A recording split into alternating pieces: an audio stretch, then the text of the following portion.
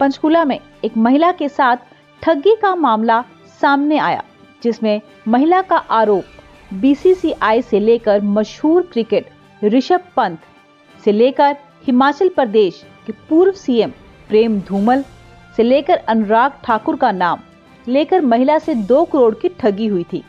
मामला पहुंचा था पुलिस तक। पंचकूला की डीसीपी हिमाद्री कौशिक खुद इस केस को देख रही थी। सेक्टर 15 की रहने वाली दीपांजलि सिंह के साथ ये ठगी हुई थी। क्रिकेट के नाम पर 2 करोड़ की ठगी मामले में आरोपी करण पांता को कोर्ट में पेश किया गया और 14 दिन की न्यायिक हिरासत में अंबाला भेज दिया गया। जी, ये करण पांटा मेरे बेटे के स्कूल में लॉरेंस स्कूल में क्रिकेट कोच बनकर हमसे सामने मिले एंड वहाँ से इन्होंने मुझसे बातचीत शुरू की मेरे बेटे के थ्रू और हमें बताया कि मैं बहुत बड़े बड़े लेवल पर, इंटरनेशनल लेवल पर, नेशनल लेवल पर क्रिकेट खेल चुका हूँ और आपके बेटे की प्रोफाइल बहुत अच्छी है, वो बहुत अच्छा खेलता है, तो उसको भी हम आगे पुश कर सकते हैं।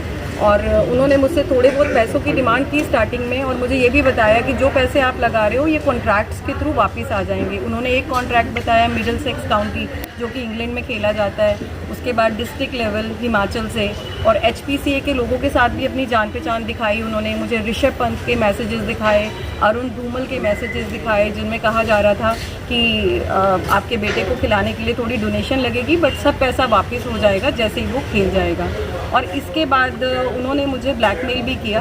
उन्होंने 27 जुलाई की आधी रात को मुझे मैसेज किया कि मेरे ऊपर इनकम टैक्स का बहुत बड़ा कोई मुकदमा दर्ज हो गया है क्योंकि मैं उनके अकाउंट में पैसे डालती हूँ, जिसके उन्होंने मुझे कागज़ भी दिखाए जिसमें मेरा नाम भी था और उन्होंने कहा कि मेरे ऊपर 85 लाख का जुर्माना है और मेरे नाम के वारंट भी निकल गए हैं और मेरा पासपोर्ट भी जब्त हो जाएगा और मैं क्रिकेटर हूँ, मैं आईपीएल खेलने वाला हूँ और मेरा करियर बर्बाद हो सकता है, तो आप मेरी हेल्प कीजिए वरना मैं सुसाइड कर लूँगा।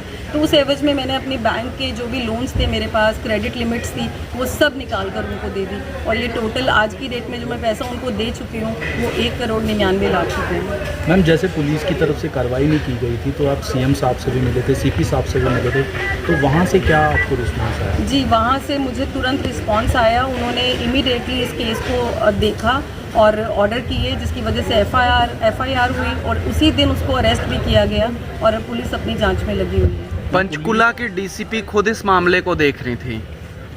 जी, उन्होंने मैं मैडम से मिली थी, उन्होंने मुझे आश्वासन दिया कि मैं खुद इस केस को देख रही हूँ और आपको न्याय ज़रूर मिलेगा।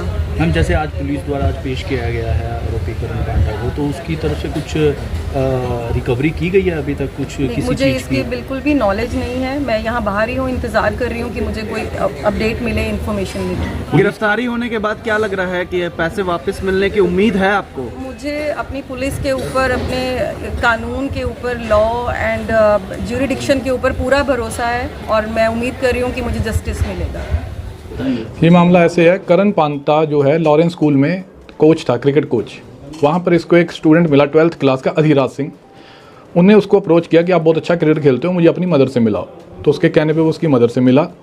उसकी मदर ने उसको आश्वासन में लिया कि जो मदर को ये कहकर कि मैं आपके बेटे को इंटरनेशनल क्रिकेट खिलाऊंगा अंडर 19 और आईपीएल की तरफ खिलवाऊंगा और एक मिडिलसेक्स काउंटी होती है इंग्लैंड में, उसमें खिलाऊंगा। तो उसके लिए मेरे को कम से कम 2 करोड़ रुपए लगेगा, मैं इसको दोगे मैं आपके पास खिलवा दूंगा। तो उसके बाद इस चीज़ के लिए ये टाइम टू टाइम मैडम से पैसे लेता रहा और इसने एक फॉल्स कॉन्ट्रैक्ट मिडिलसेक्स से उनको ला कर दिया जो कि फैब्रिकेटेड था और एक इन्होंने फैब्रिकेटेड डॉक्यूमेंट रिकमेंडेशन लेटर ला के दिया हिमाचल प्रदेश क्रिकेट एसोसिएशन से।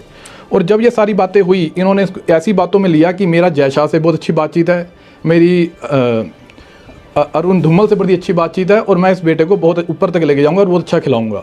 और वो सारे पैसे लेने के बाद पता लगा सारा फ्रॉड था और उसके अंदर कुछ नहीं निकला और अब पुलिस ने उसके ऊपर एफआईआर दर्ज कर ली है और उसको कोर्ट में आज पेश किया गया। तो कोर्ट में आज पेश किया है, कुछ रिकवरी हुई है और आरोपी को कहाँ भेजा गया? पुलिस ने अभी कोई भी रिकवरी नहीं किया उसमें और आज जुडिशियल रिमांड के लिए भेजा गया। उसको 5 दिन का पुलिस रिमांड दिया गया था और पुलिस एज पर इन्फॉर्मेशन अभी सिर्फ एक फ़ोन रिकवर किया और एसीपी साहब ने ये कहा है कि जो भी 4 महीने के अंदर जो भी इसने प्रॉपर्टी उस पैसों से खरीदी है उसको सीज किया जाएगा।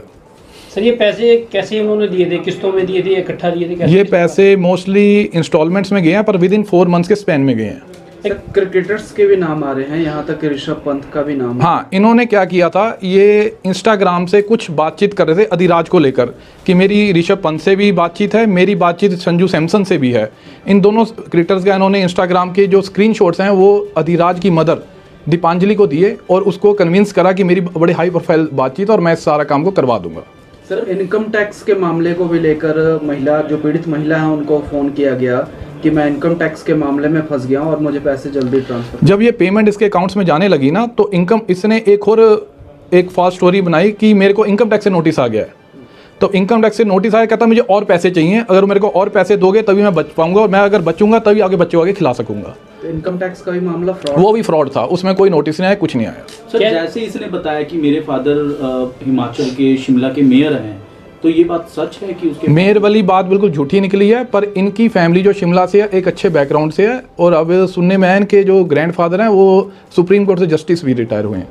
सर पीड़ित महिला ने बताया कि इसके परिवार वाले भी फ़ोन करते थे और कहते थे कि आपके बेटे को बहुत ऊंची पहुंच मिल जाएगी क्रिकेट, तो क्या सर परिवार भी इन्वॉल्व था इन मामलों में? परिवार की इसमें कॉन्स्पिरेसी है, पर पुलिस ने परिवार के अगेंस्ट कोई एक्शन नहीं लिया आज तक।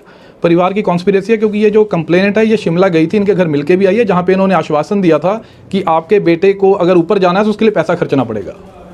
क्या सर इस मामले में कोई सरकारी अधिकारी भी इन्वॉल्व थे? सरकारी अधिकारी का कोई अभी तक ऐसा कुछ नहीं आया है, लेकिन ये इसने अपने लेवल पे ही सारी गेम बनाई थी और अपने लेवल पे ही इसने सारा फ्रॉड रचा था। ये कितने दिन की रिमांड मिली है? अब तो 14 डेज के लिए जुडिशियल रिमांड चला गया है। सर कोई और दोस्त या फिर कोई कलीग इन्वॉल्व है इस मामले में? हाँ, उनका शायद कोई कज़न है, उसकी इन्वॉल्वमेंट कुछ उसके अंदर आ रही है। ठीक है।